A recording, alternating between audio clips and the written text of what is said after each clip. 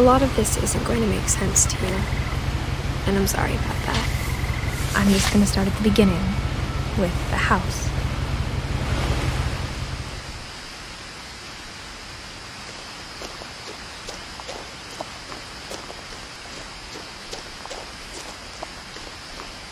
I lived here until I was 11, but I wasn't allowed inside half the rooms.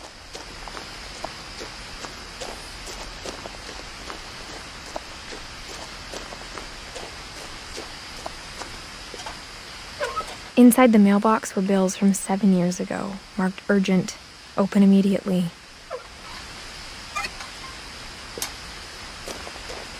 I hadn't been back since my brother Lewis's funeral.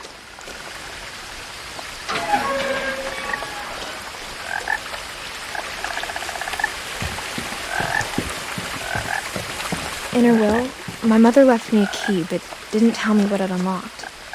Maybe she thought I'd know. Or she thought that the mystery would be enough to bring me back.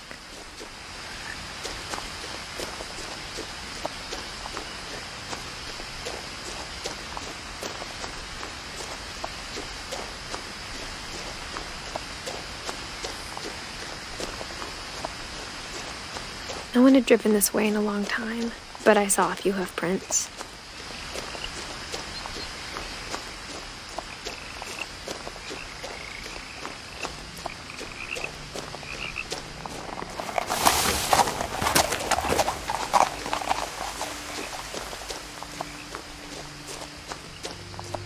The truth is, even after I inherited the house, I never thought I'd come back to it. But now I had questions about my family that only the house knew the answers to. The house was exactly like I remembered it, the way I'd been dreaming about it.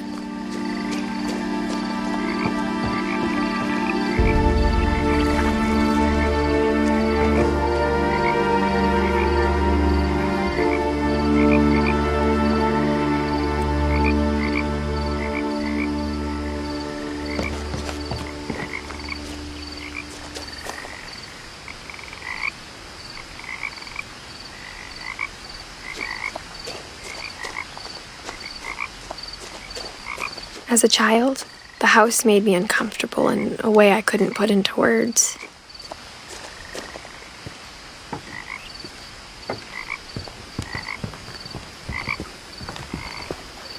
I asked Edie once about the dragon in the pond. She said it had killed her husband. I was 6. It seemed like an odd joke to me even then.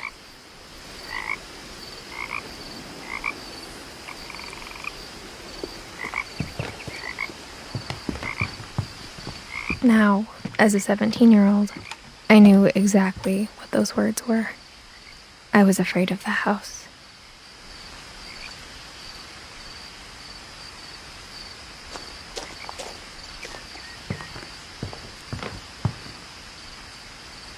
I hoped the key might unlock the front door. It didn't.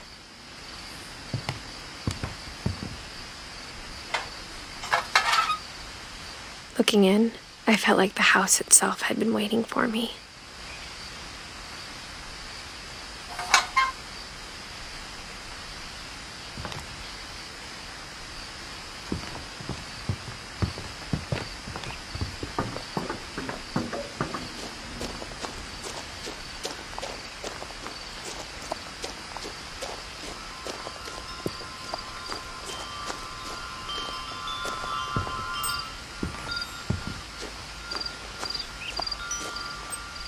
The house felt like it had always been here.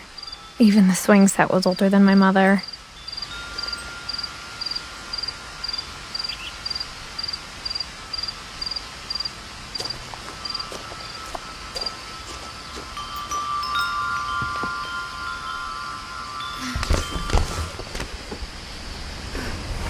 Crawling through the doggy door used to be a lot easier when I was 11.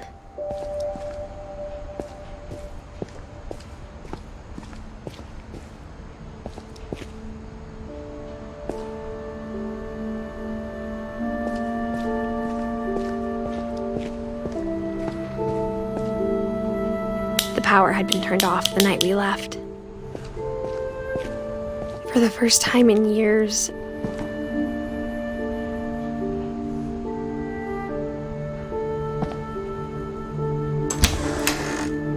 I felt like I was home.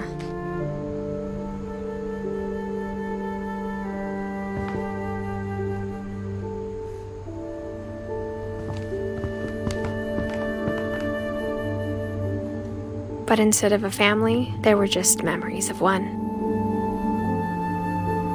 Like how after Louis started working at the cannery, we all got sick of eating salmon. Except our cat, Molly.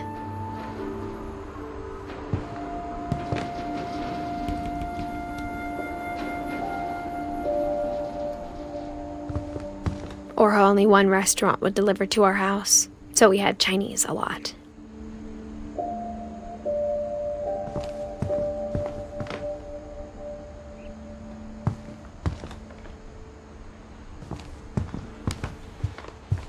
The table was still a wreck from the night we left.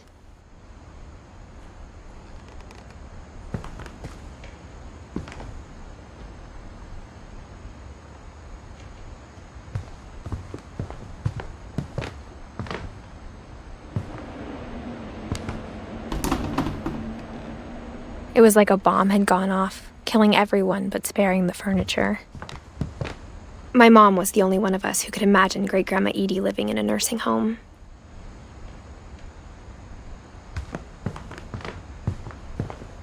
Nothing in the house looked abnormal.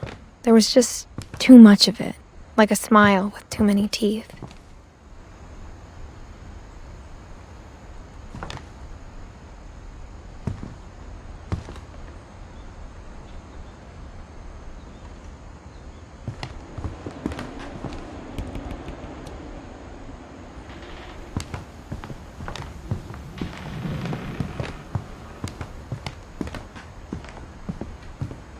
Mom always told me to stay out of the basement, so I wasn't too surprised when the key didn't fit.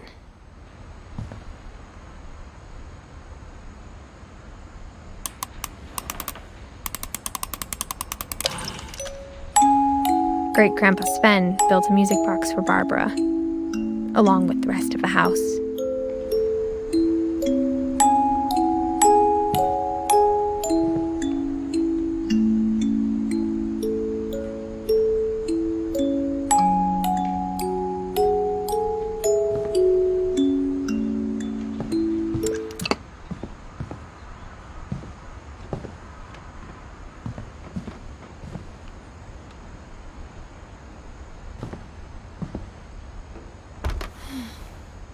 Edie told me once that every Finch who ever lived is buried somewhere in the library.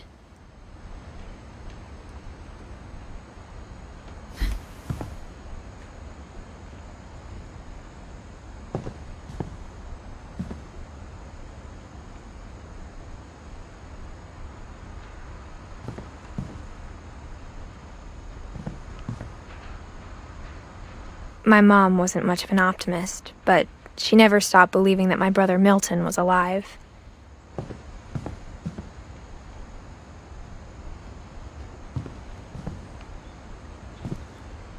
After Milton disappeared, Mom sealed up all the bedrooms. Then Edie retaliated and drilled peepholes.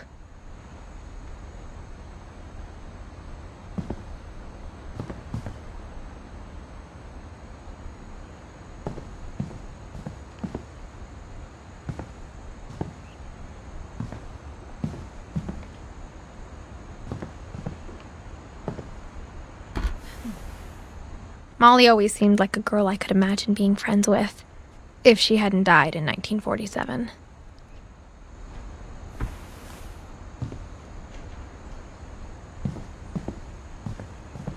I spent a lot of time playing in Great Uncle Walter's room.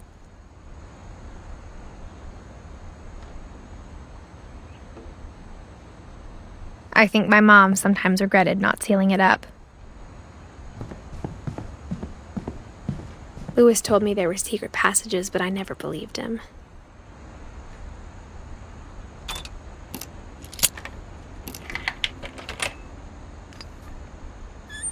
Turns out, my mom was really good at keeping secrets.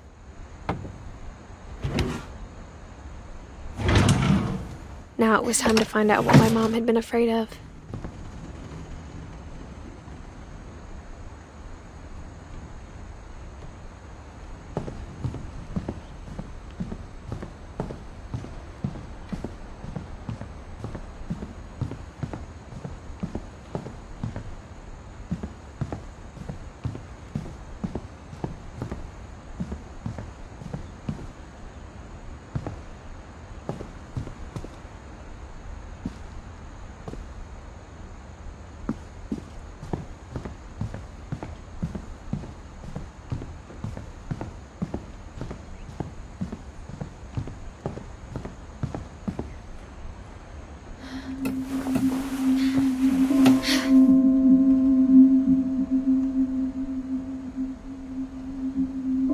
From the paintings on the wall, it was clear my brother Milton had been here before me. Reading this, maybe it sounds like I had a plan, but I had no idea what was behind that door.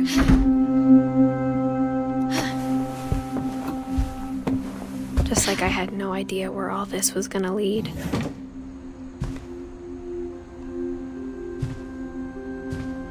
I grew up looking at Molly's room through the peephole. Molly's gerbil had a tiny bedroom with its own even tinier gerbil cage.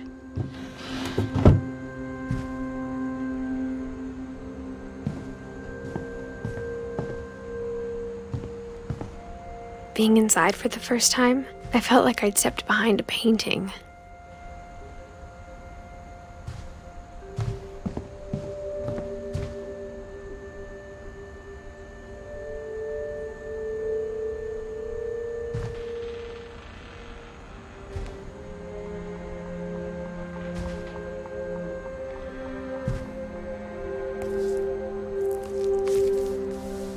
December 13th, 1947.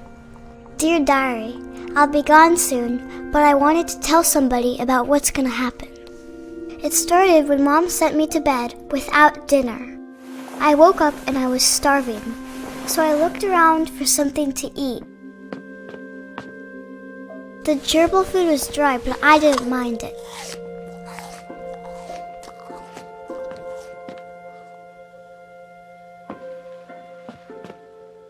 My Halloween candy was all gone.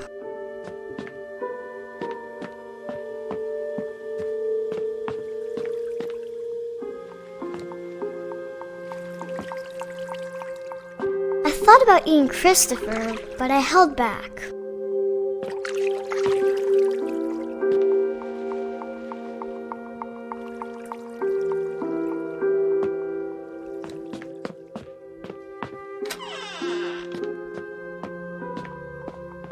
I kept eating and eating.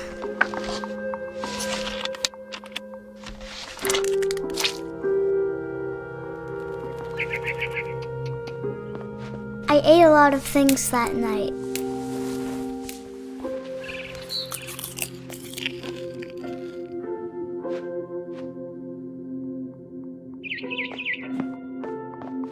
Then I heard chirping outside my window. It was a barn swallow going back to her nest. I reached out for her.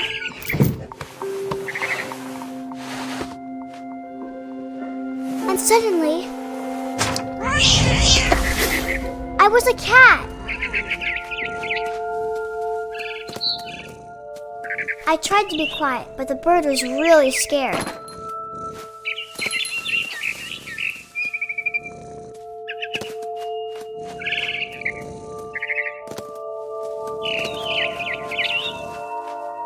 Mom and Dad didn't even look at me.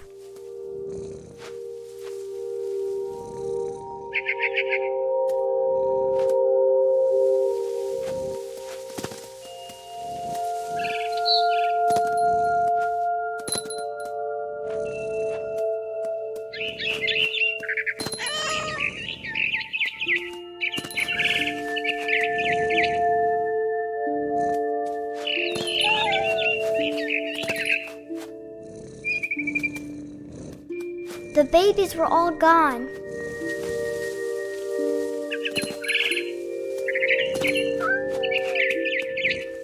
I jumped and I almost got her. I could tell she was getting really tired.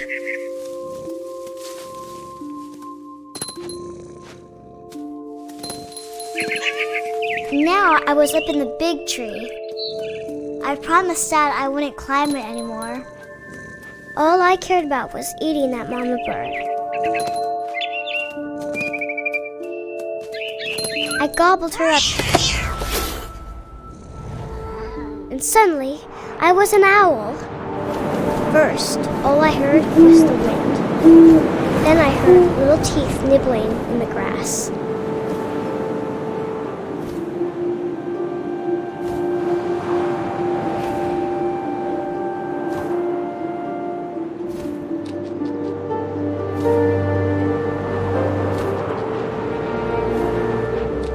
Rabbits.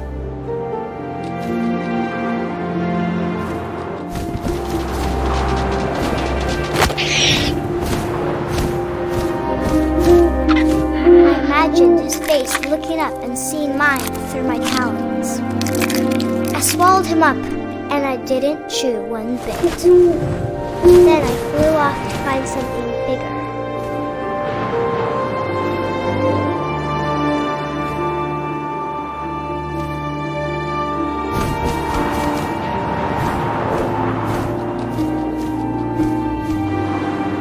A mama rabbit.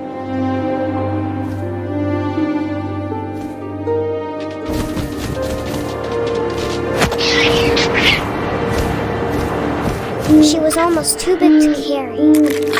I started choking, but I couldn't stop eating. And suddenly, I was a shark.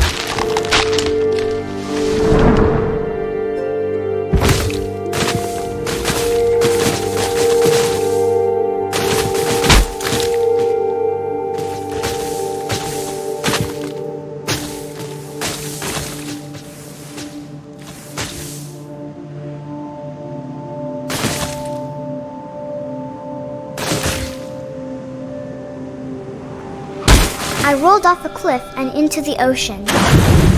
Now, I was hungrier than ever.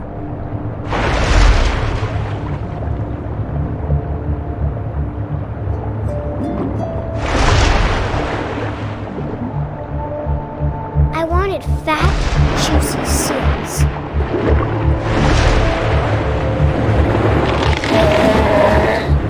I tore off her flipper, and it tasted really good.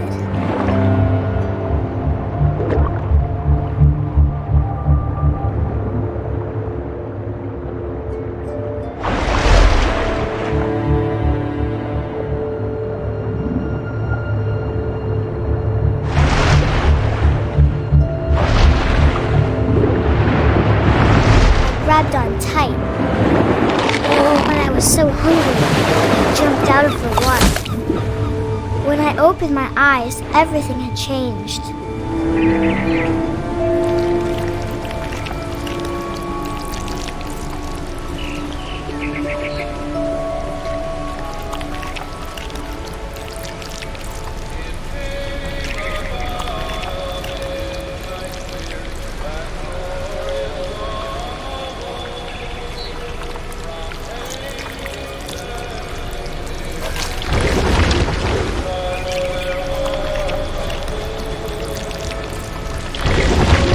Now I was a monster, and I smelled people everywhere.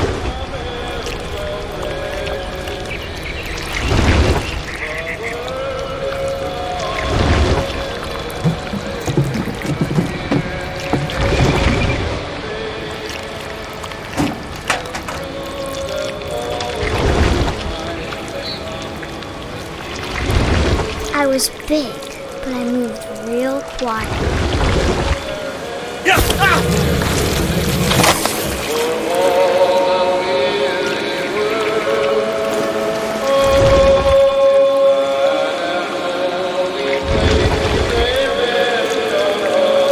I wanted to stop, but also I didn't.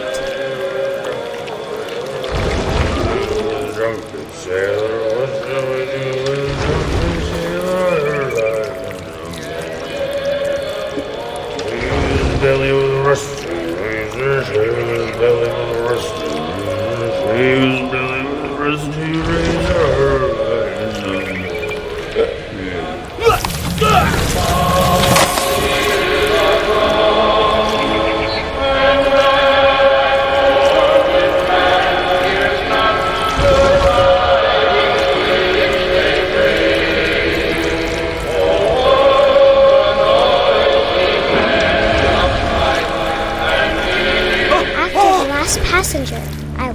hunger. And across the water I smelled something new. Something I had to have, so I swam towards it.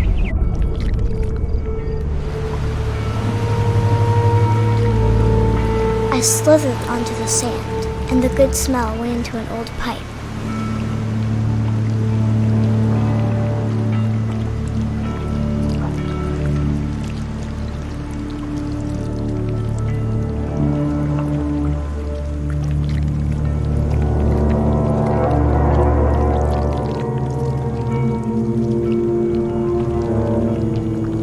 I got closer and closer.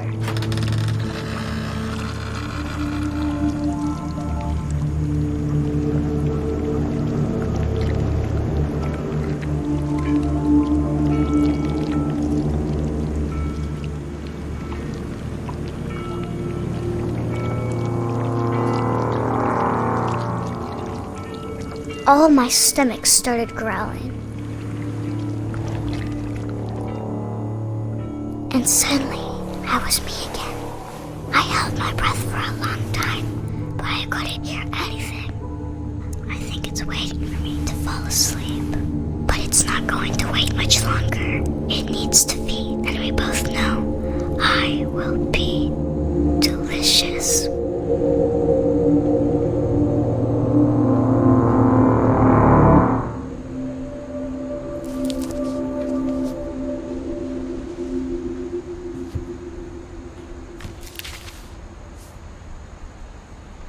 I'm not sure if I believed all of that, but I'm sure Edie would have.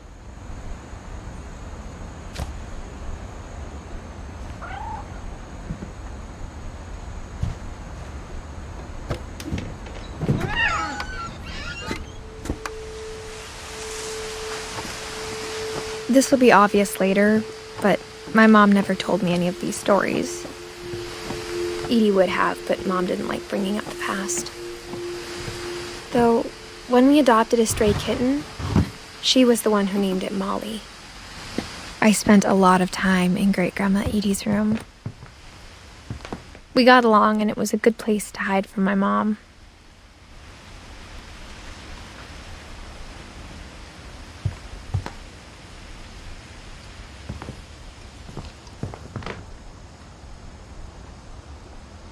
Her room was like a museum.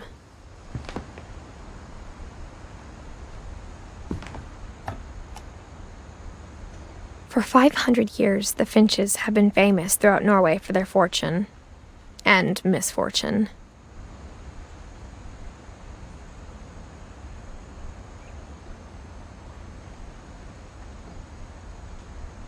Odin Finch buries the latest victims of the family curse, his wife Ingeborg and their newborn son, Johan. On January 7th, 1937, he set sail with his family and his house, hoping to leave the curse behind.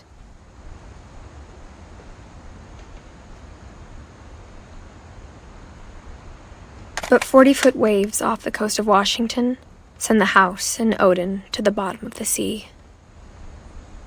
Odin's daughter Edie, with husband Sven and baby Molly, step ashore on their new home, Orcas Island. Odin Finch is the first to be buried in the new family cemetery. His daughter Edie is already dreaming of a new Finch house.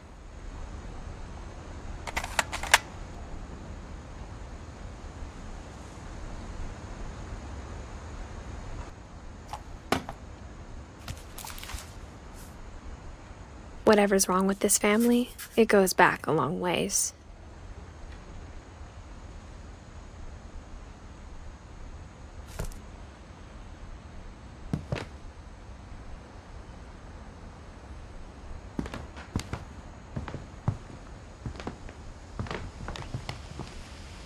Edie knit me a new pair of gloves every year, just in time to replace the old ones.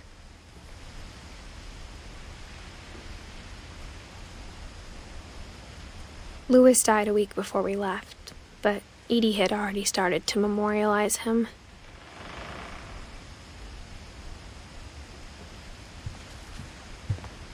When Edie told people Sven was killed by a dragon, She could also have said he was building a dragon-shaped slide that collapsed. She could have, but she didn't.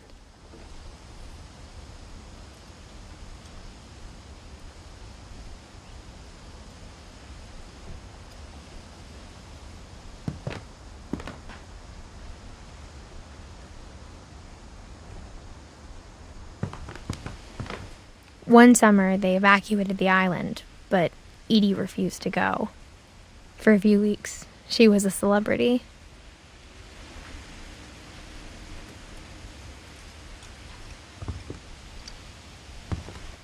I hadn't thought of myself as Edith Jr. for a long, long time.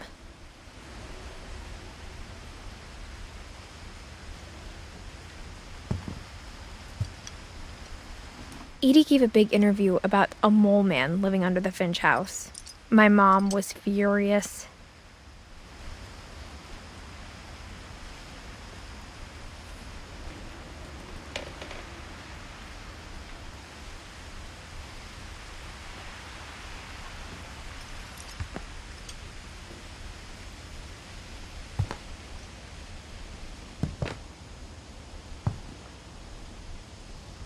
Even in her 90s, sometimes Edie seemed a lot younger than my mother.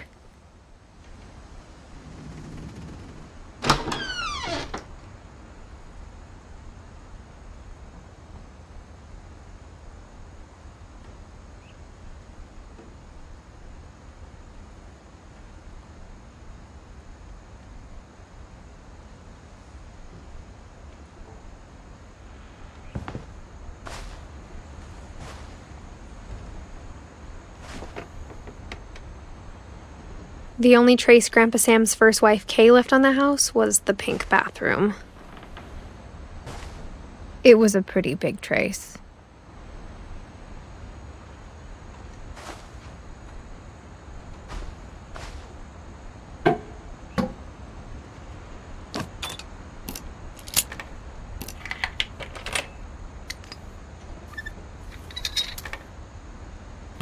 There's a secret in this bathroom.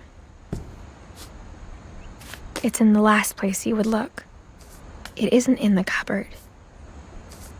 It's hidden in this book.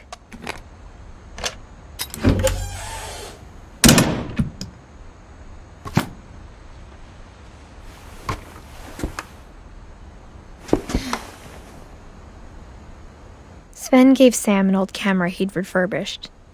He never put it down.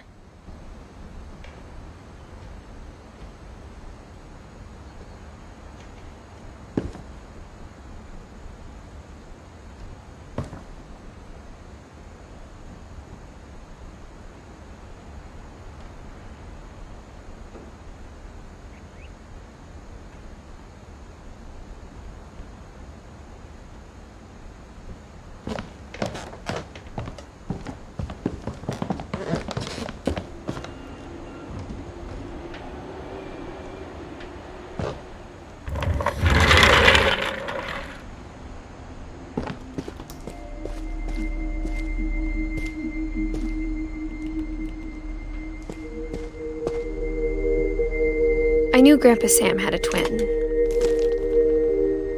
and that he never talked about him.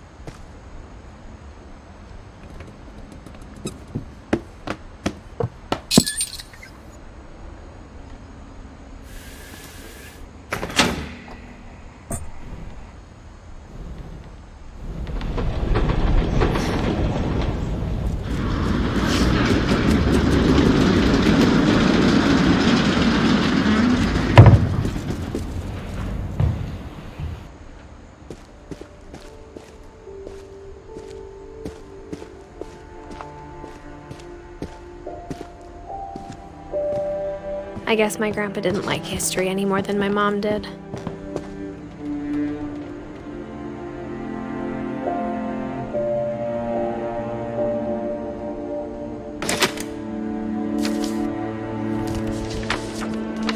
How I Want to Remember My Brother by Sam Finch. The thing I remember is that when he made up his mind, that was it.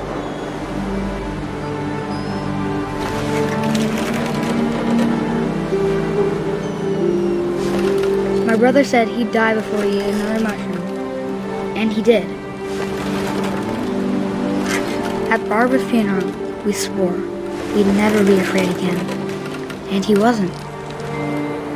I think Calvin always wanted to fly.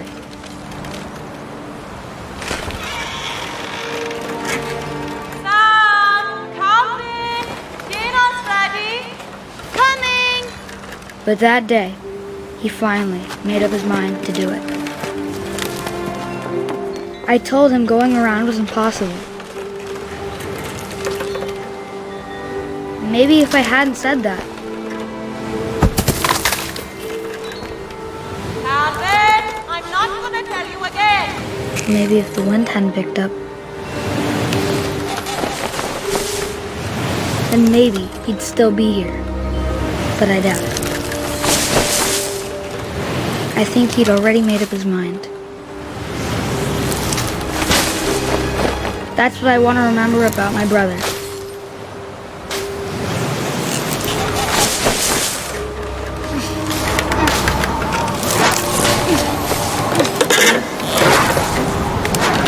The day he made up his mind to fly. And he did.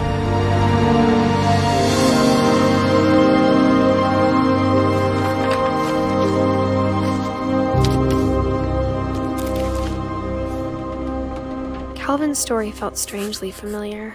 When I was younger, I remember trying to do the exact same thing.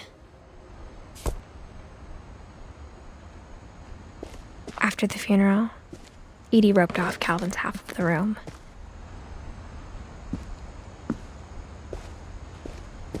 Mom said Grandpa Sam enlisted at 18 and never set foot in the room again.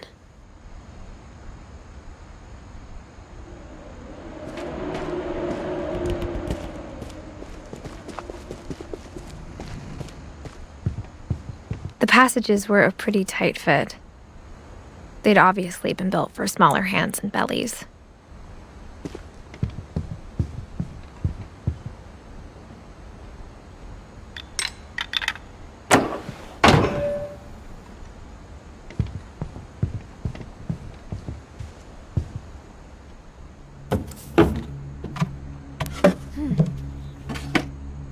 Growing up, I always thought of Barbara as a child star.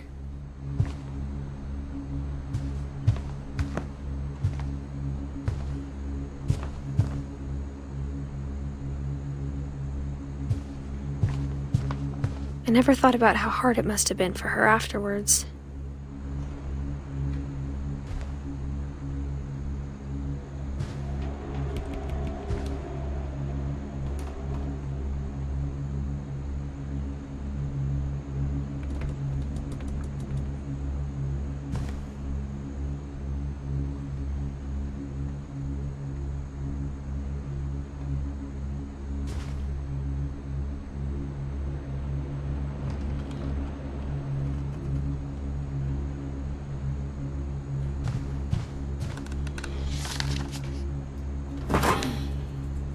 Of all the stories people wrote about Barbara's death, I'm surprised Edie saved this one.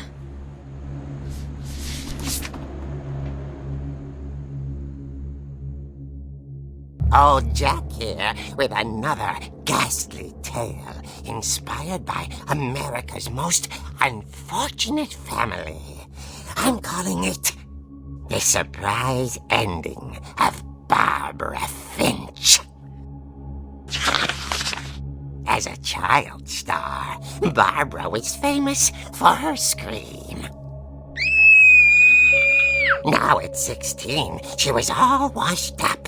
A has-been.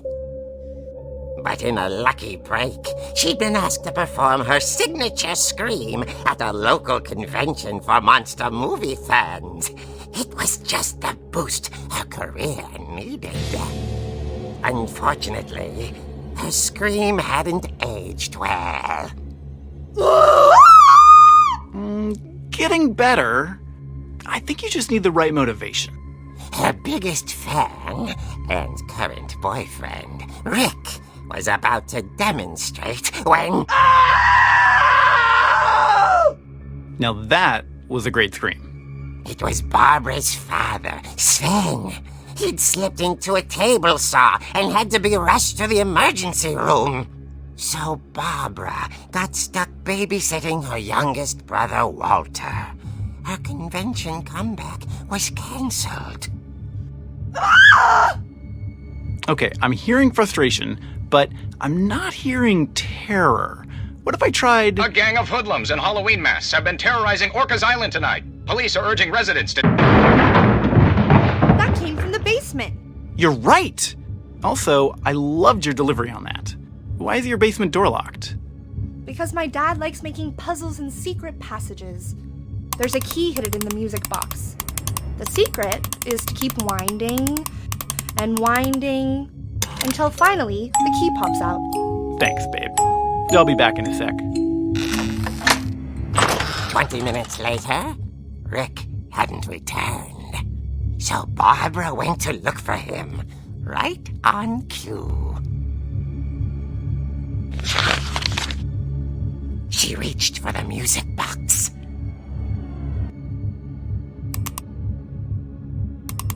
And as she wound the key, she listened for Rick, but the house was silent.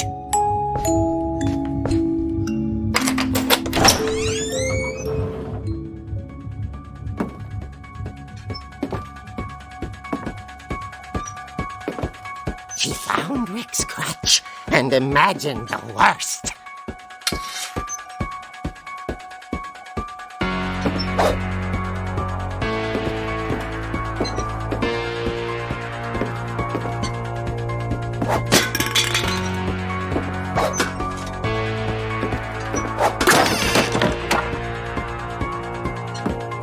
The gang's leader is the infamous Hookman killer, Dr. Carl Hamill, who impaled and then ate his family 10 years ago tonight.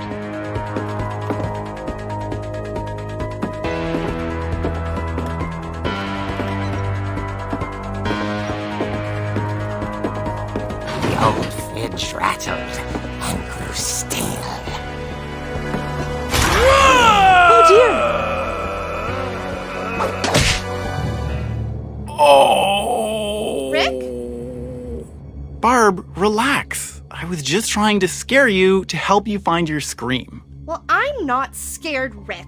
I'm furious. Then act furious. All I'm getting from you now is that you're hurt and confused and She threw him out, but she kept a little something to remember him by. Barb, have you seen my other crutch? And she was still holding it when she fell asleep watching the late picture show. Hours later... Barbara! Walter, what's going on up there? Ah! Okay, I'm coming up, but if this is a trick, you're dead, Walter.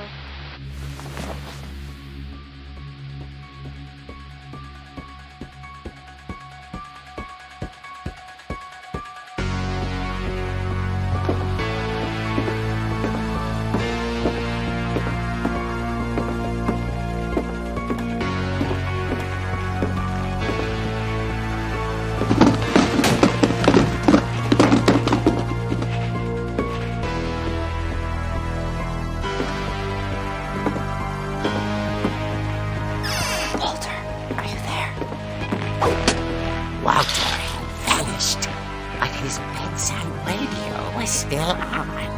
Orcas Island police describe the man as 6 feet tall, with a steel hook for a hand. Residents are urged to lock all doors and windows and notify the police of any suspicious activity. Barbara turned, saw the hookman, and was speechless. He was quite smashing.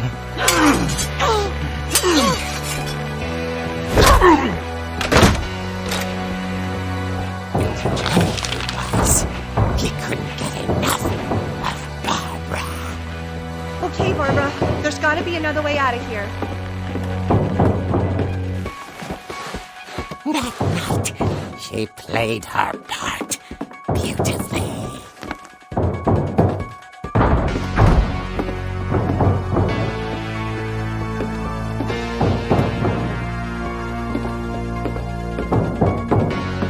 She thought about abandoning Walter, but just couldn't do it.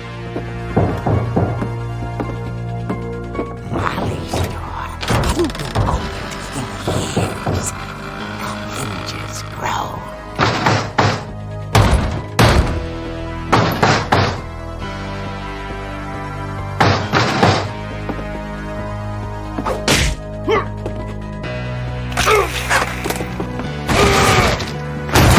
He wasn't moving, but she sensed the story might not be over yet.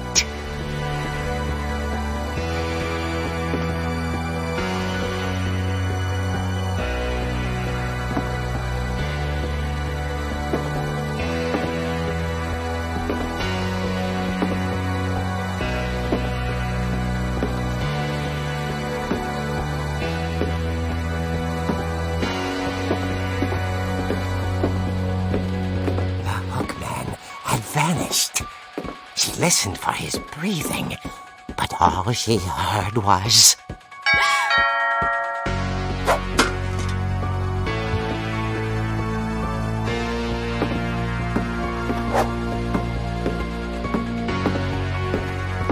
Someone at the door was dying to speak to young Barbara. At the door, she heard whispering. Was coming from inside the house.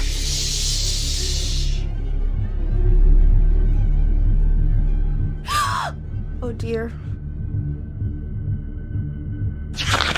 Surprise! Bravo, Barbara! You were wonderful. The monsters had come to surprise her. For Barbara, it was a dream come true. Then she saw what kind of monsters they were, and she realized what was about to happen. She was going to be famous. And with her final breath, Barbara Finch gave the performance of her life.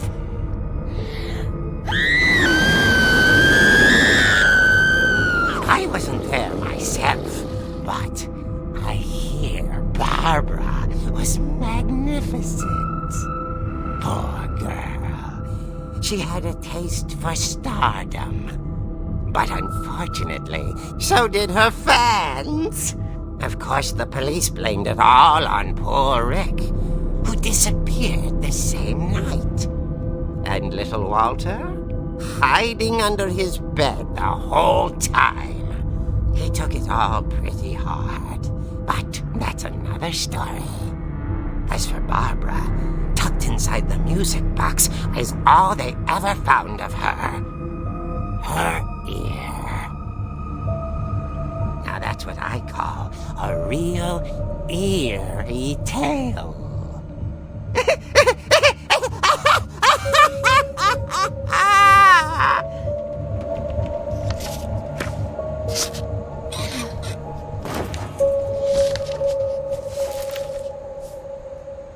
Edie told me all Barbara wanted was to be remembered, as absurd as that comic was.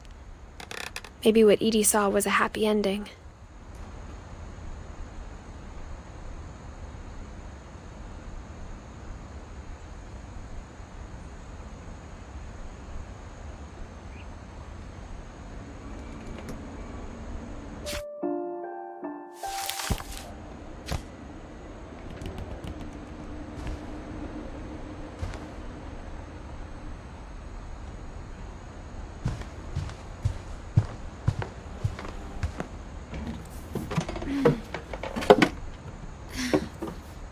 I guess now I know why Mom didn't like me playing with the music box.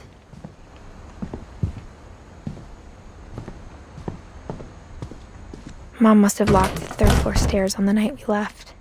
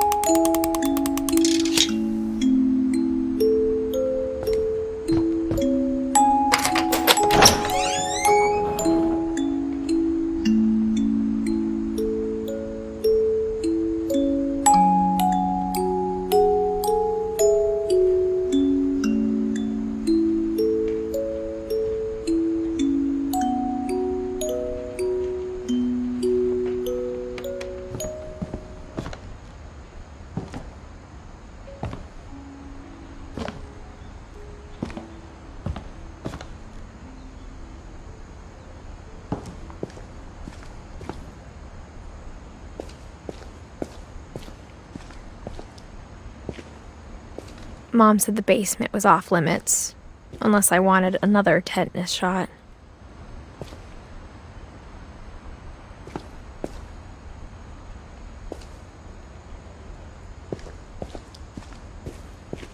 I saw Edie sneak down to the basement once, carrying packages.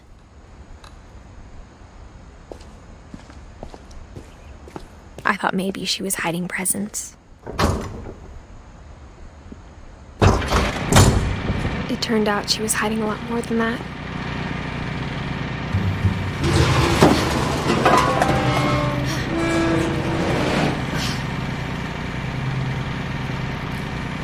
I remember asking Mom once about where Walter had gone.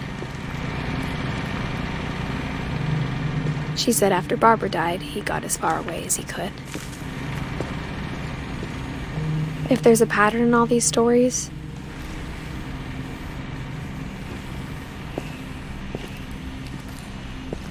I think it's that none of us has gotten very far.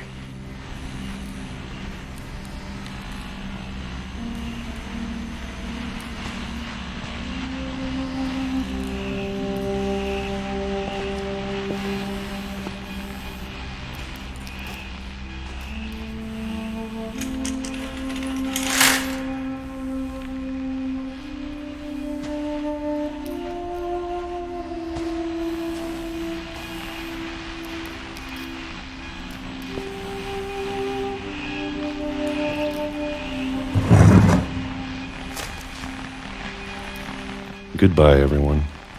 I can't believe I've been down here for 30 years. On that first day, after the shaking started, I didn't think I'd survive a week.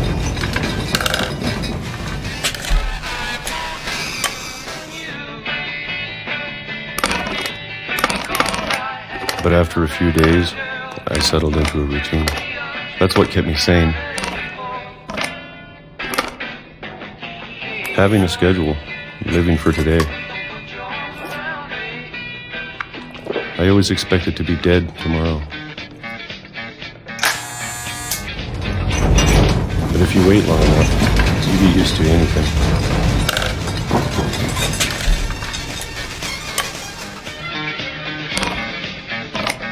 Even a monster on the other side of the door starts to feel normal. Almost friendly.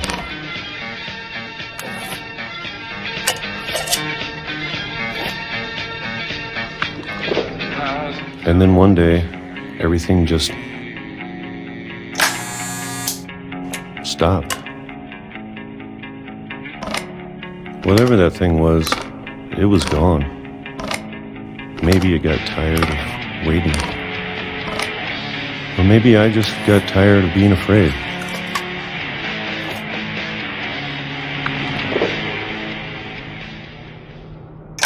It's been a week now, the longest in 30 years.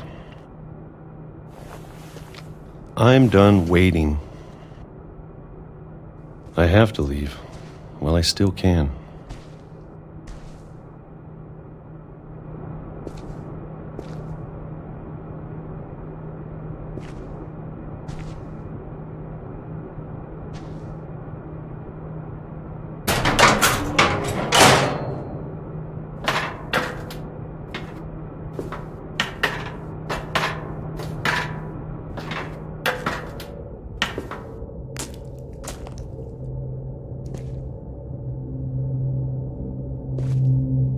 I know it's out there, somewhere. Whatever killed Barbara and Molly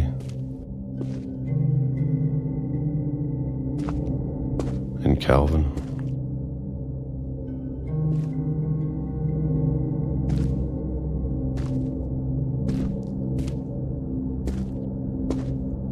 Maybe this is all a mistake. But I need to stop living the same day, even if it kills me.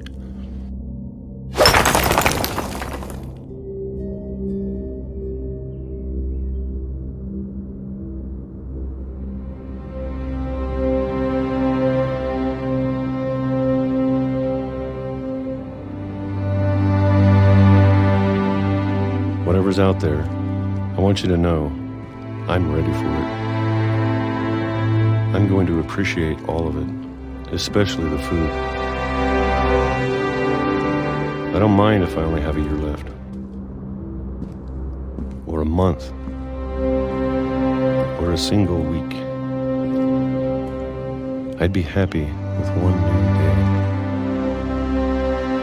I can already imagine the sun on my face.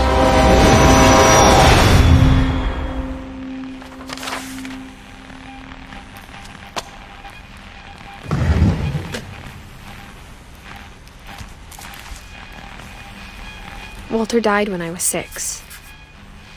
I can't believe my mom never told me he was down here.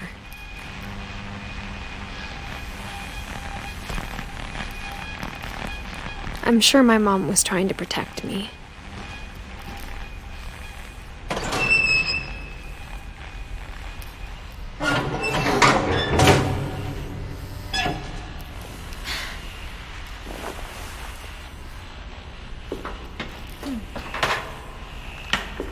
Maybe she was afraid I'd end up like Walter.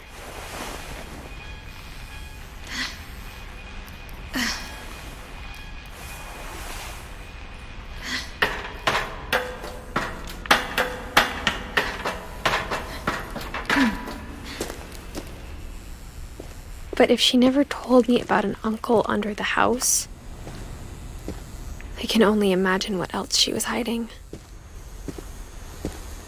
I don't want to make the same mistakes she made.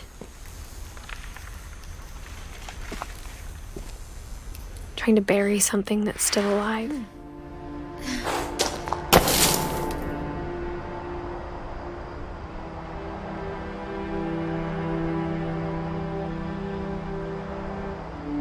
Now that there's only one of us left, or maybe 2,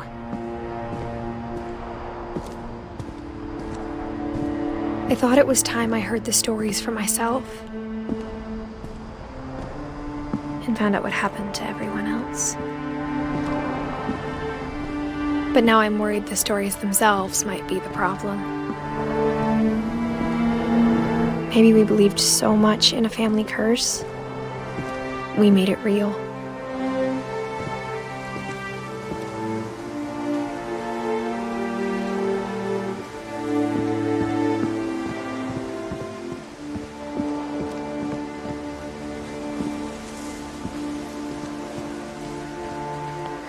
I don't know if I should even be writing this.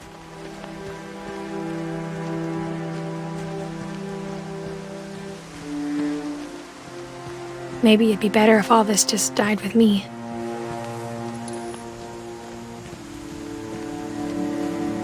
But I thought you should know about your family.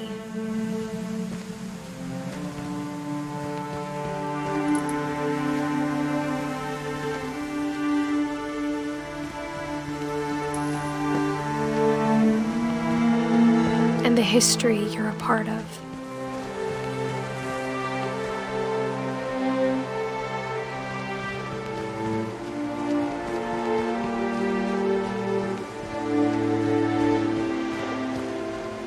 Though to be honest, I feel as lost as you probably do right now. I think the people in these stories believed them, for what that's worth.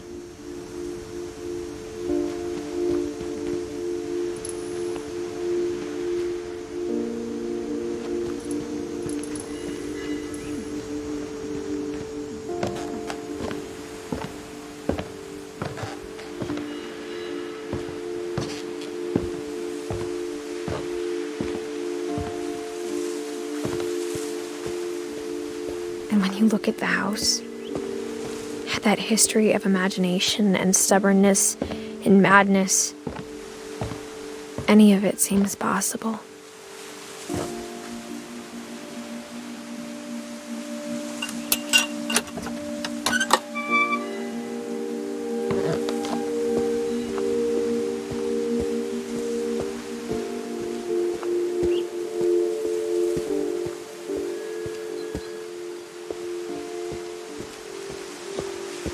I think we've been surrounded by death for so long, we've just gotten used to it.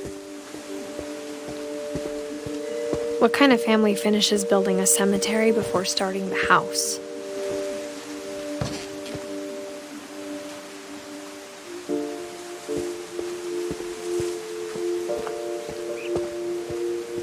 It's embarrassing for me to admit this, but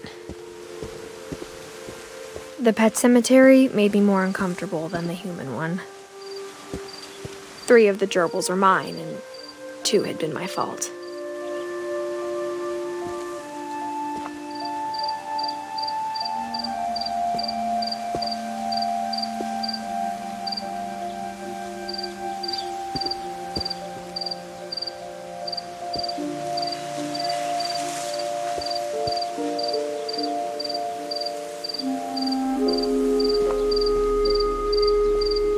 Sven built the house, but it was Edie who designed the cemetery.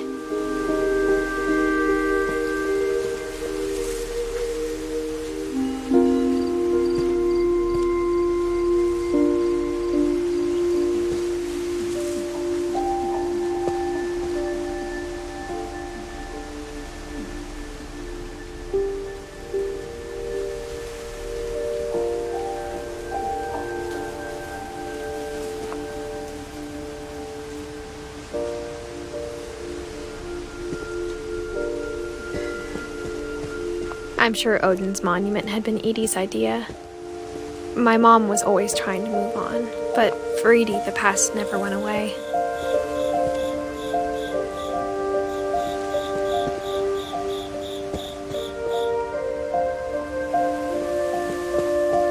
She could see it poking out of the water at low tide.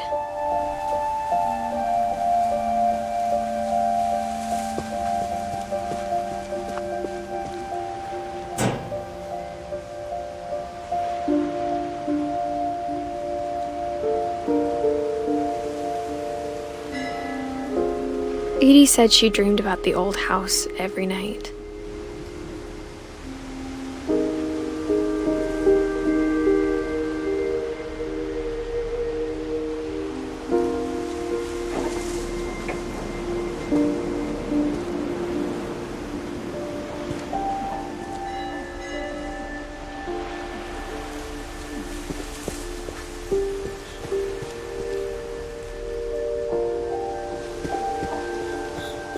Edie's side was always easier for me to understand.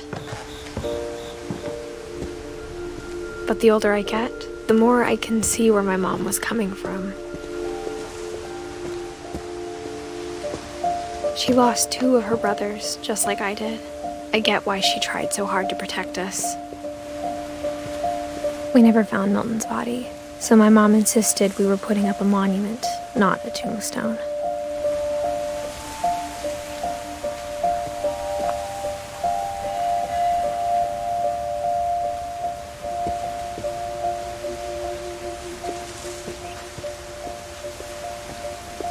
There's so many things I wish I could ask my mom now.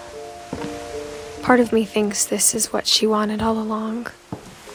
For me to come back someday and find everything out for myself.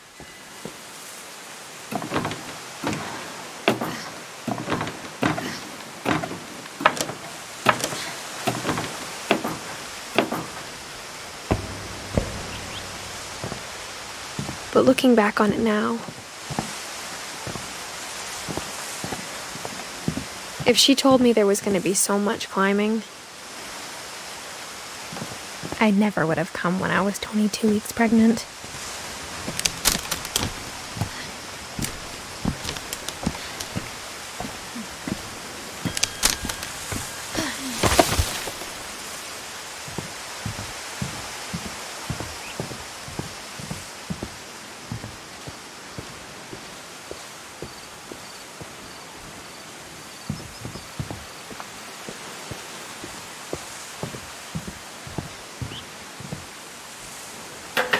I never met Grandpa Sam, but I think he and my mom had a lot in common.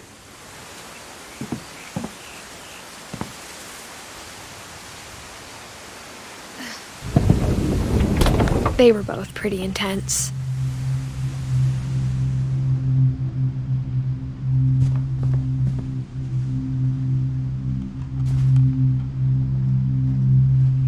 Sam spent his life shooting photos, but Mom said he got nervous being in front of the camera. I guess we're all afraid of something.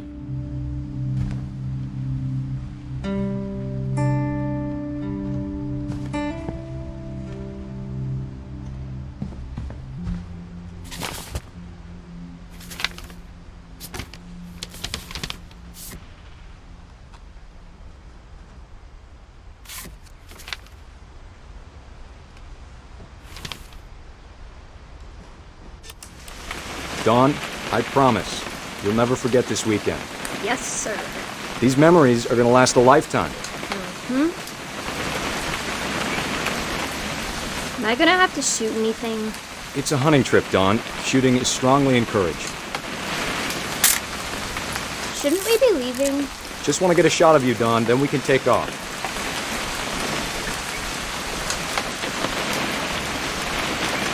What? Perfect. It's gonna rain the whole weekend, isn't it? I will never forget this weekend, Dad. That's the spirit. Okay, got it. I'm gonna take some pictures, okay? Just be careful. That camera's older than you are. Hey! That's a keeper. Definitely should not have drunk all that coffee. I'm just saying, I'm not always gonna be here, Dawn. You'll need to remember this stuff, if you want to survive. I'll be fine, Dad. You know who else thought he was gonna be fine? Some guy who died. Dawn, I'm being serious. Dad! Good eyes, Dawn.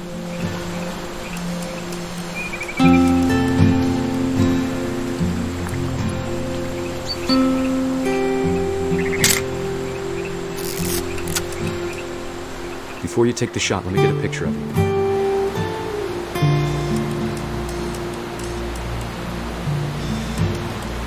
Dad, I... Just breathe. Turn off your imagination. Focus on your target.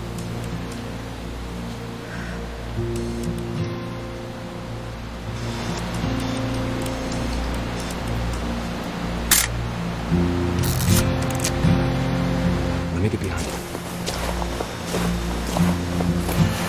Do I have to do this? Dawn, you don't have to do anything. But if you want to survive, you'll need to be strong.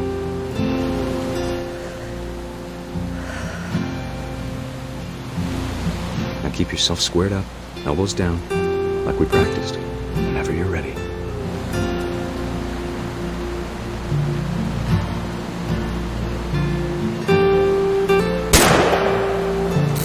Great shot, Dawn!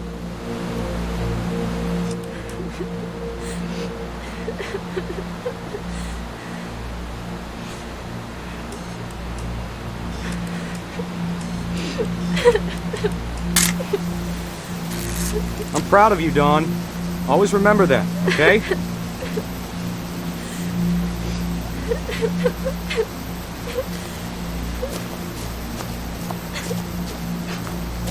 Sorry, Dawn, just gotta reset the timer.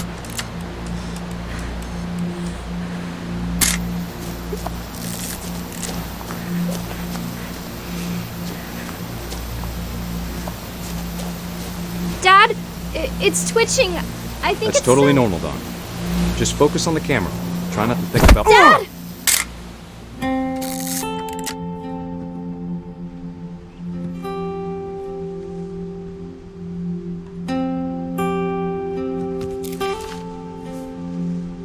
Of all these stories, that's the one I wish most that my mom had told me.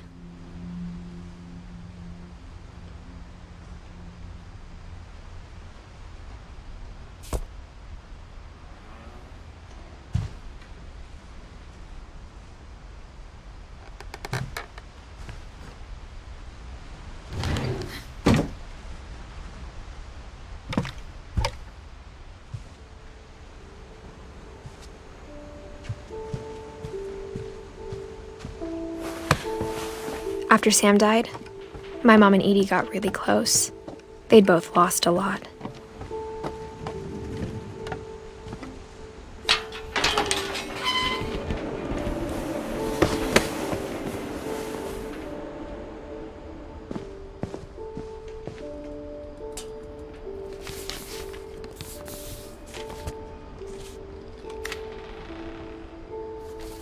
Dear Kay, do you remember the way Gregory used to laugh when he thought he was alone? Like something funny was happening, but only he could see it.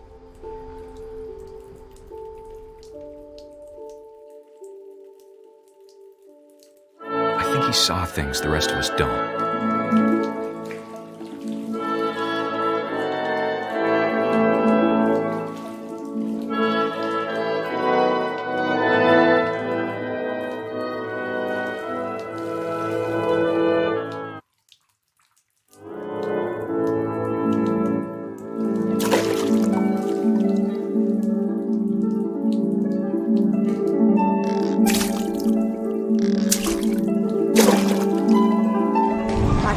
Gregory, it's time to...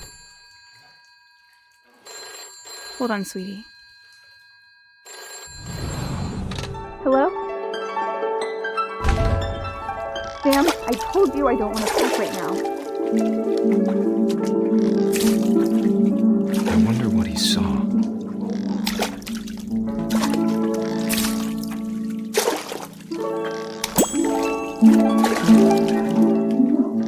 What his world was like.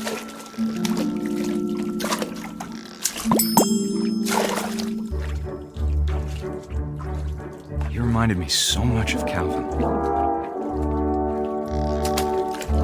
Lost in his imagination.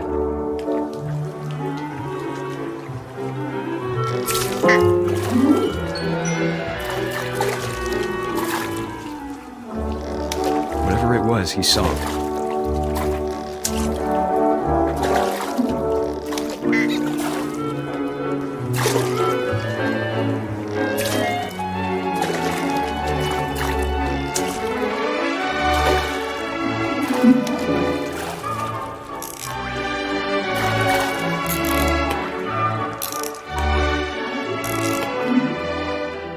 It sure made him happy.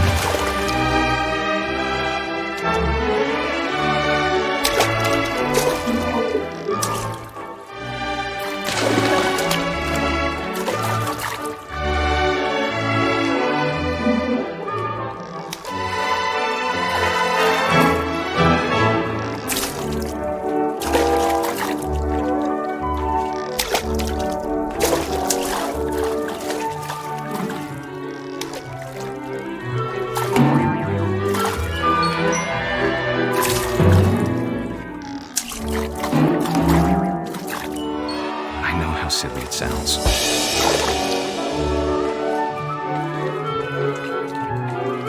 That I worried about a baby being too happy. But I could feel him slipping away. Sorry about that, Gregory. I know you did everything you could. Maybe if I hadn't called that night. Damn it. Hold on, I don't want Gregory to hear this.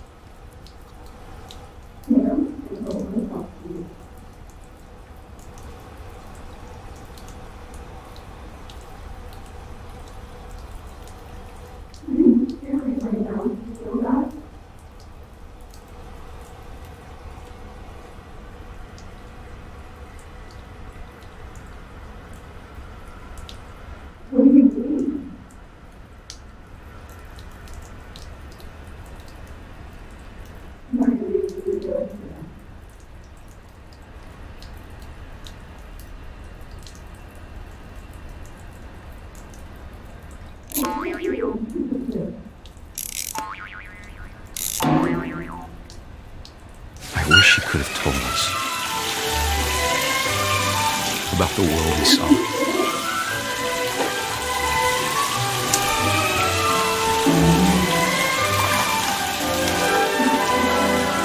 There's so much I don't understand about Gregory, about everything.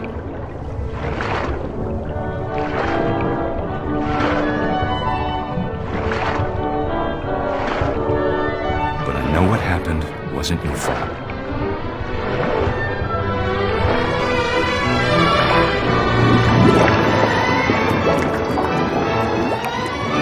I'm sure he's happy.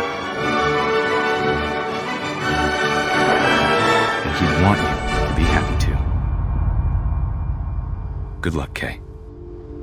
Love, Sam.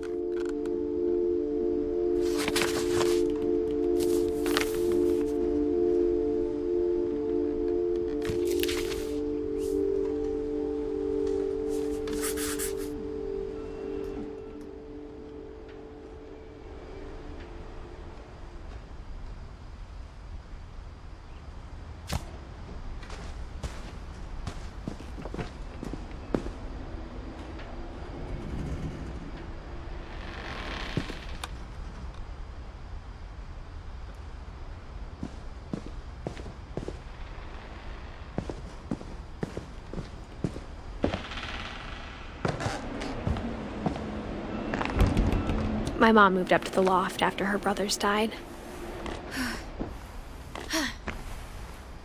At the time, it was as far away as she could get.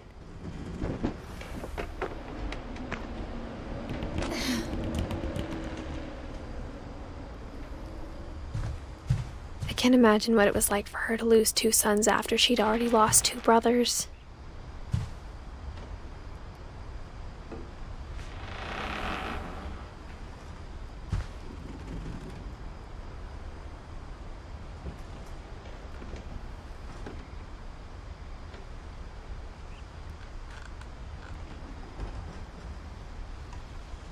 She spent a summer building houses in Calcutta, where she met my dad, Sanjay.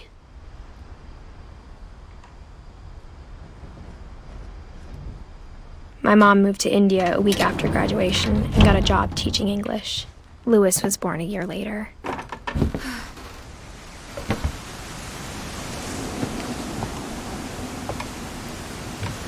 When my dad died, I don't think Mom knew where else to go. I'm sure Edie was happy to have her back.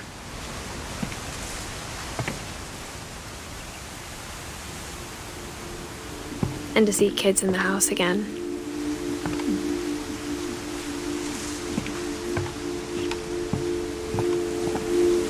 The house had to get a little bigger, but Edie was used to that.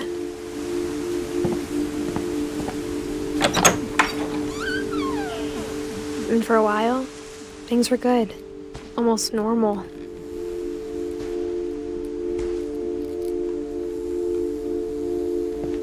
But it didn't last.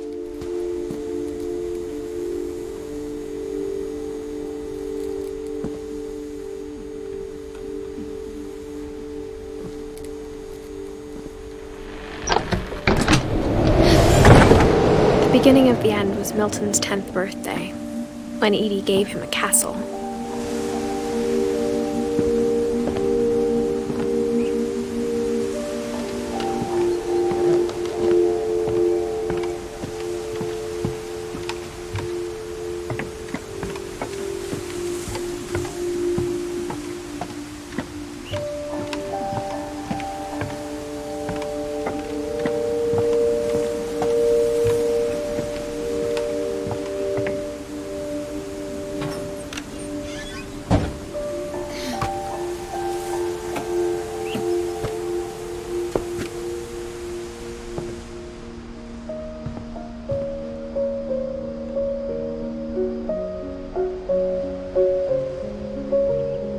I think Edie was happy to finally have another painter in the family.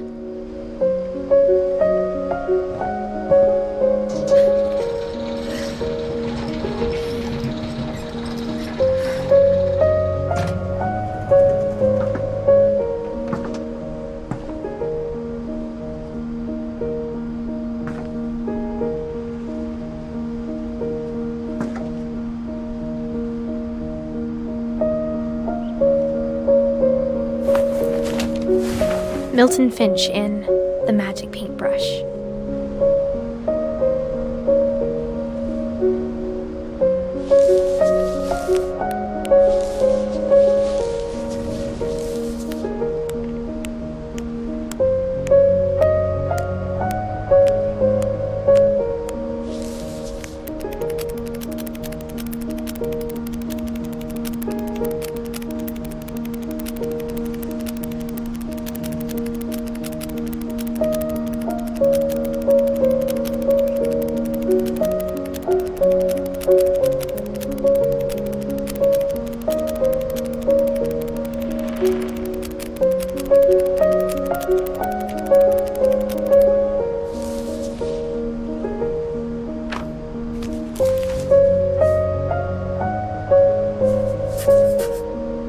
was 4 when Milton disappeared.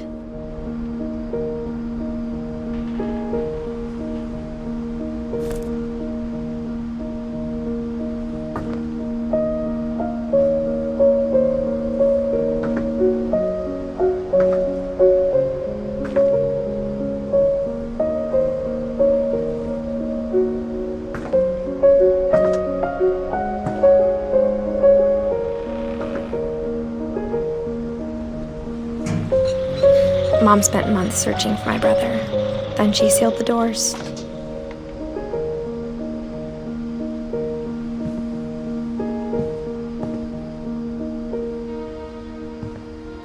Whatever Milton had found in the house, Mom didn't want it getting out.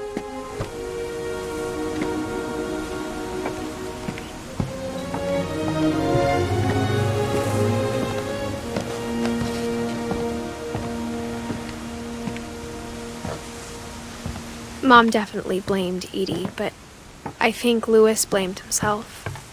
After he graduated, he just spent more and more time in his room, until Mom got him a job at the cannery.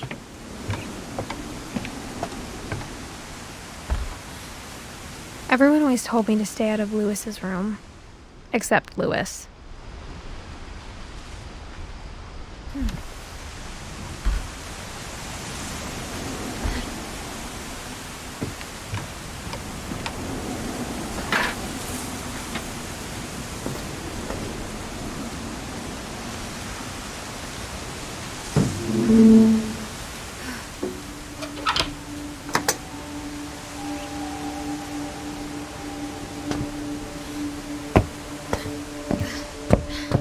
Louis's room smelled very, very familiar.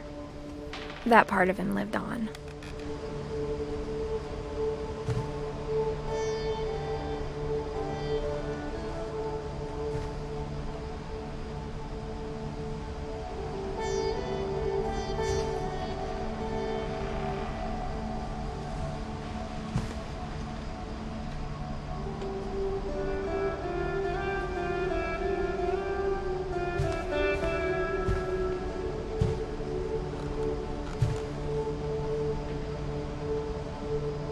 Louis and I spent a lot of time playing games together, but he was surprisingly bad at them. He died a lot.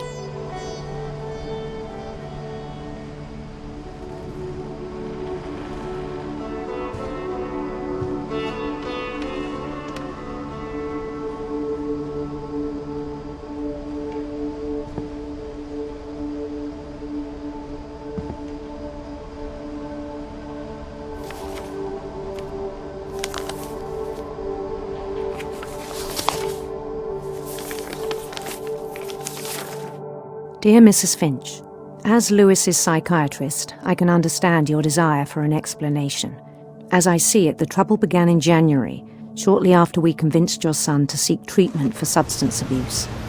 Newly sober, I believe Louis first noticed the monotony of his daily life.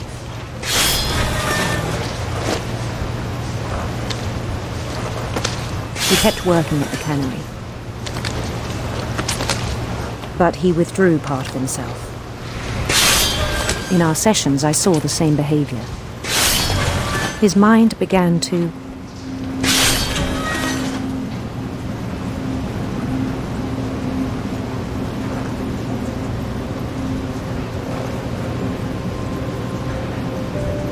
wander.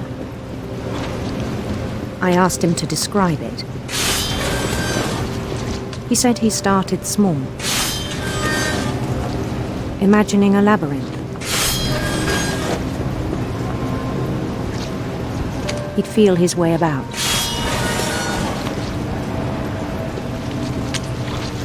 Then something moved. Bats. And toads.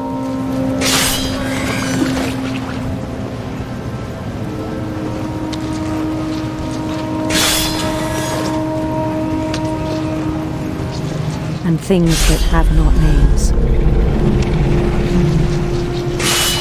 He knew it was all in his head. He took it very seriously. I had hoped he'd find himself.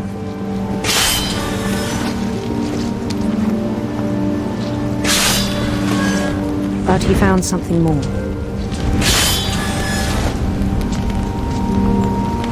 I worried about him then. Daydreaming at the cannery.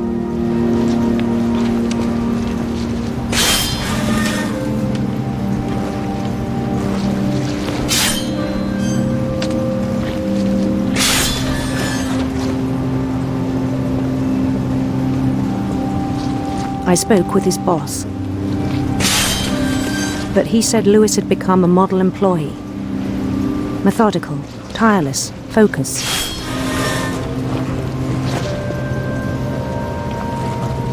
Like a whole new Lewis.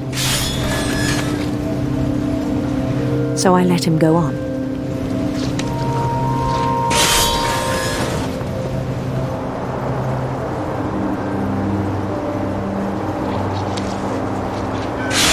I even encouraged him. It seemed very promising at first.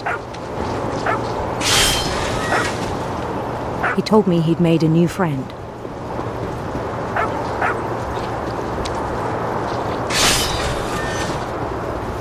On the edge of a city he named Lewis Topia.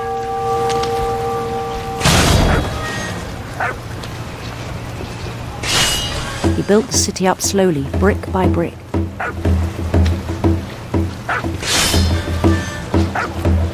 Then he made musicians.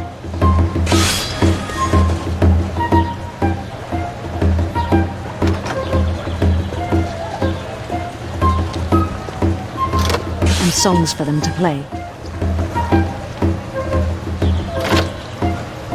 He talked about starting a band. And he was always humming something. Every day his imagination grew stronger. He no longer spoke at the cannery. But his chopping was as reliable as ever. Then one day it struck him that all the cheering crowds, even the stones under his feet, were all in his imagination. So he could do whatever he wished.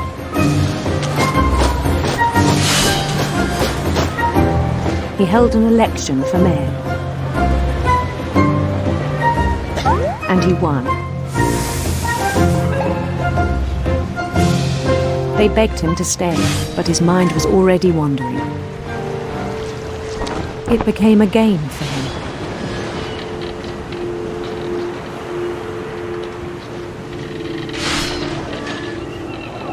He'd conquer a city, then immediately push on. New Louisville.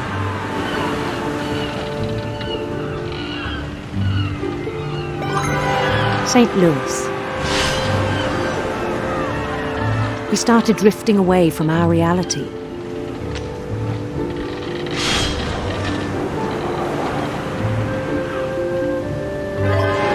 Minneapolis. Until one day he forgot to go home from the cannery. Even as his mother pleaded with him, part of Lewis kept sailing on.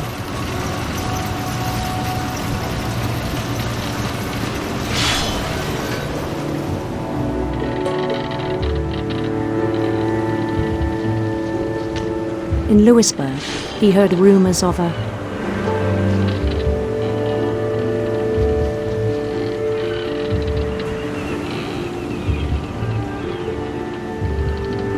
handsome queen.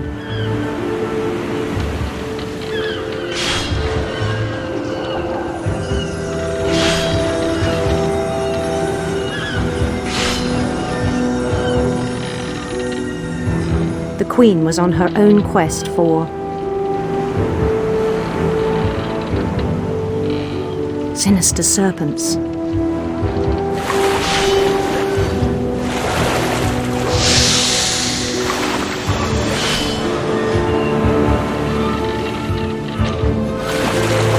He followed the sound of her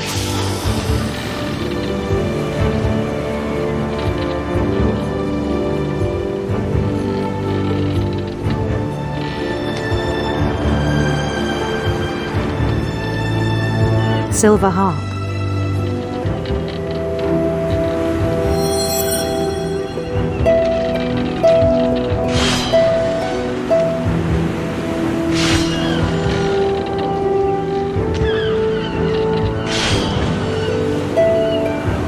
His chase led him to a golden palace east of the sun and west of the moon. Even then, his logic remained sound.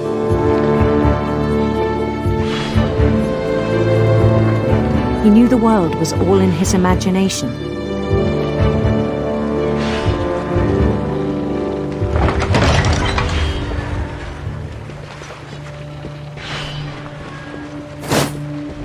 But he was so proud of having created it. In his own eyes, he'd become something greater than a king.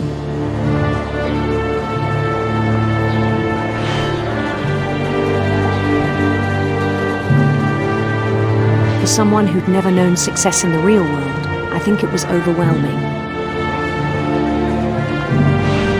And then it struck him that the real Lewis was not the one chopping salmon, but the one climbing the steps of a golden palace.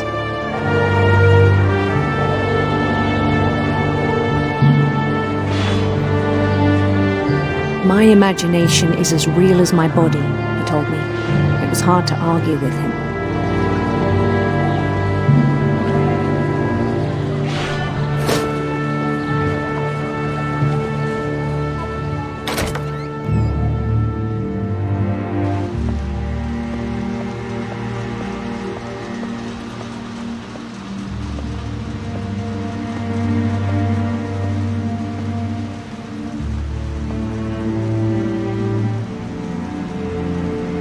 Began to forget the world we know.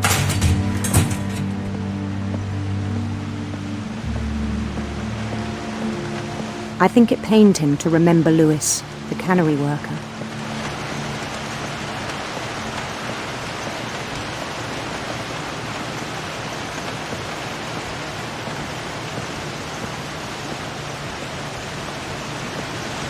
He began to despise the man with a royal contempt.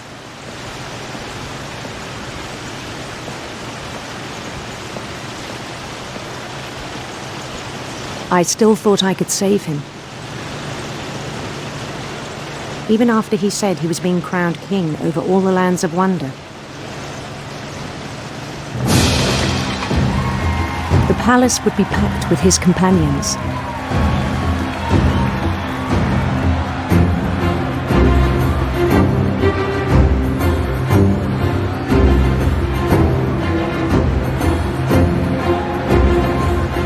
Including the wise Calico who'd insisted on inviting him.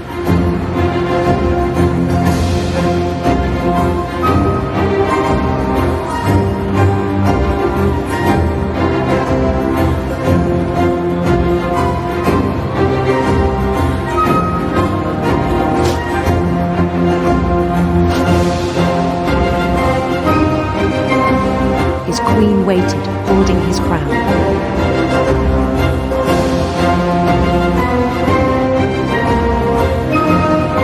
There was only one thing left to do.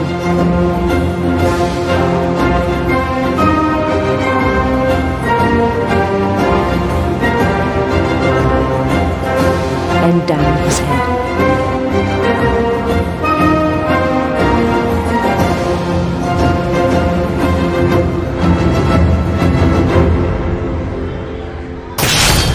And the rest I think you know. Mrs. Finch, your son was a kind man who will be missed by all of us who knew him.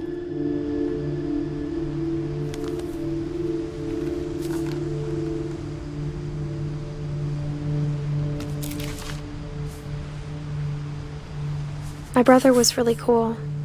I wish you could have met him.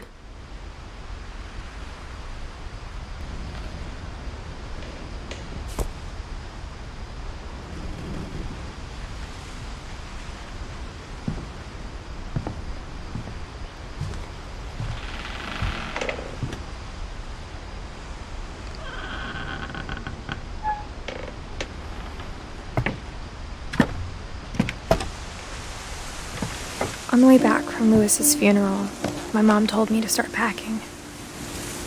She waited until the day before we left to tell Edie.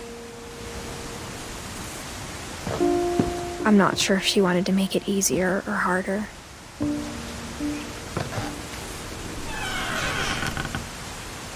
I wish we'd stayed. But I understand why we left.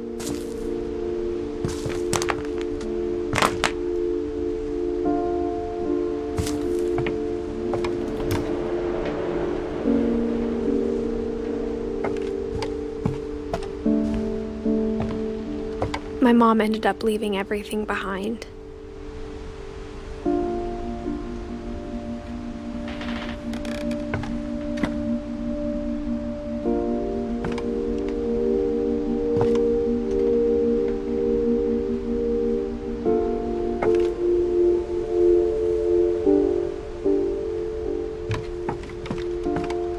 What happened that night had been coming for a long time. Maybe it should have come sooner.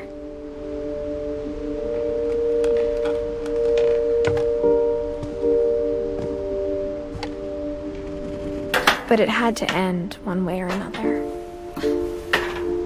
All that's left now is to tell you about that last night.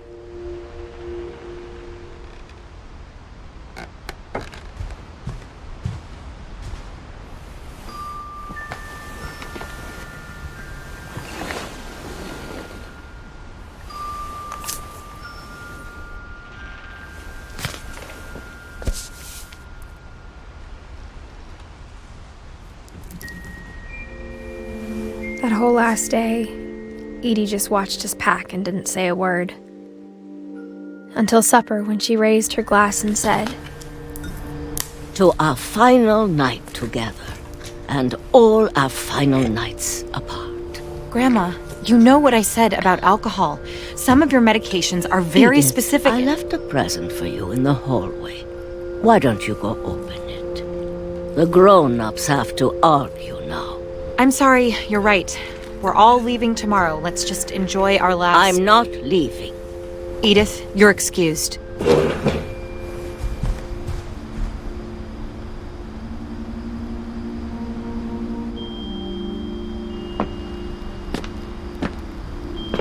The power had been shut off that morning, but Edie always had plenty of candles. When my mom sealed the library, I don't think she knew about the other entrance. Or that Edie had a key to it.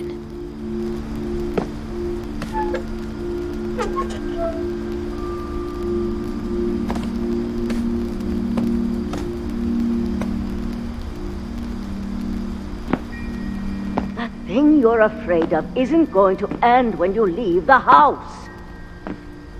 Edith has a right to know these stories. My children are dead because of your stories. I think it's best if Edith and I leave tonight.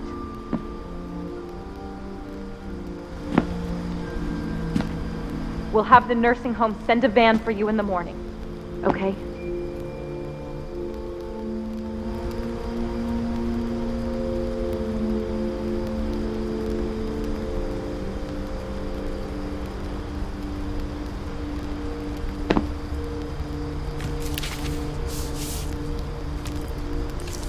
Dear Edith, there's so many stories I wish I could tell you, but there's only time for one. This is about what happened on the night you were born. That night, the tide went way, way out.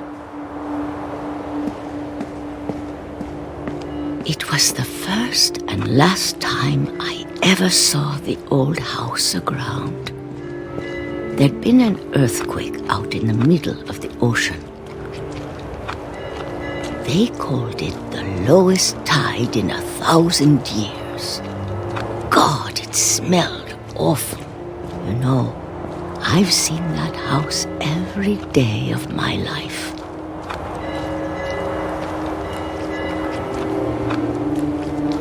But I never thought I'd go back to it. When the fog rolled in, I lost my way.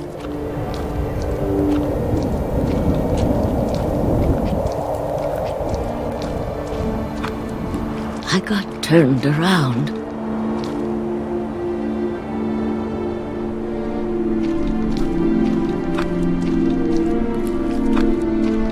I started seeing things.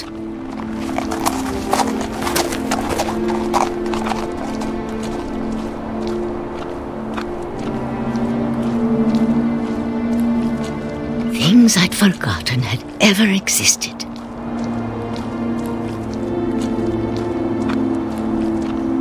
But when I saw them, they felt like old friends. That night, a lot of things came back to me. Or maybe I came back to them.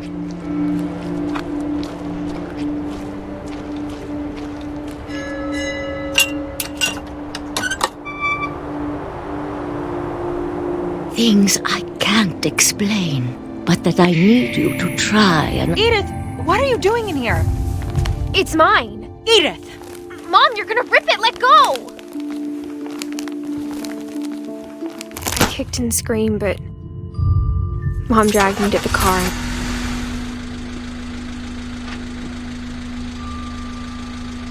I never saw Great-Grandma Edie again. The next morning, the band came to pick her up, but she was already gone. After that, we moved around a lot. We both tried to make the best of it.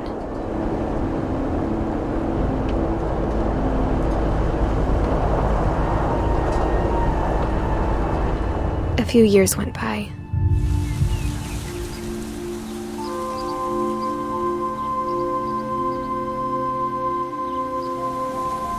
My mom didn't like to talk about it, but she started getting sick a lot. The rest happened pretty quickly.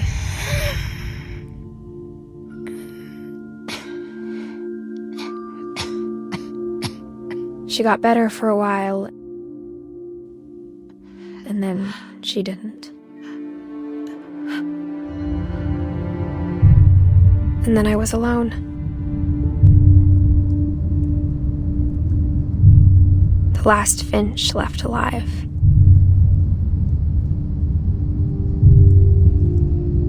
Until I found out about you. I'm still not sure what to tell you about all this. If we lived forever, maybe we'd have time to understand things. But as it is, I think the best we can do is try to open our eyes. And appreciate how strange and brief all of this is.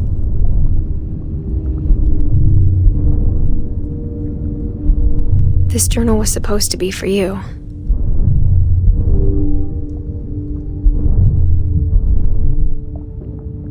But now I hope you'll never see it. I just want to meet you and tell you all these stories myself. But I guess if you're reading this now, things didn't work out that way.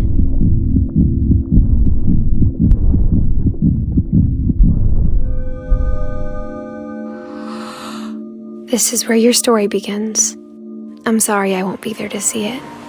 It's a lot to ask, but I don't want you to be sad that I'm gone. I want you to be amazed that any of us ever had a chance to be here at all. Good luck.